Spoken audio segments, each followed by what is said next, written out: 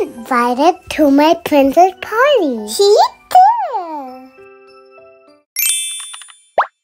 Ito na nga yung last party ni Sophie for her 4th birthday. Ang cute nung VO niya dun sa invitation. Ginamit din pala namin yan sa lahat ng parties niya for her 4th birthday. Quick lang naman yung party dito sa school. Nag-prepare kami ng piñata giveaways for the kids. Tapos ito pala yung food niya. Bumili lang kami outside ng mga pancakes. Tapos ito may prutas daw. Request niya talaga yan. Every time din pala may nagsiselebrate ng birthday sa school nila. Meron silang singing and dancing activity sa play floor. Alam nyo, grabe talaga sobrang happy ni Sophie nung araw na to. Nausog na nausog kasi yung birthday niya dito sa school. Nagkaroon kasi ng transport strike that time. So, nangyayari, nagka-cancel sila ng classes noon. Kaya nung natuloy, nako, grabe, sobrang saya talaga niya. That time ko lang siya nakita na super na hyper talaga. Nagtatatakbo talaga siya dito, kaya hinayaan na namin siya to express herself din. Imagine kasi tagal niyang inantay talaga din. Yung time to eat na, and before mag-blow ng candle, sabi niya mag-change daw siya ng outfit. At ayan nga, ang outfit ng little girl. Si Tiana daw siya from The Princess and the Frog movie. Nagdala din kami ng cupcakes for everyone para makapag-blow din sila each ng candle. Request niya din kasi talaga yan. Tapos yun, binigay lang namin yung piñata sa kids as giveaways. Very simple party lang. O, yun lang. Love, love!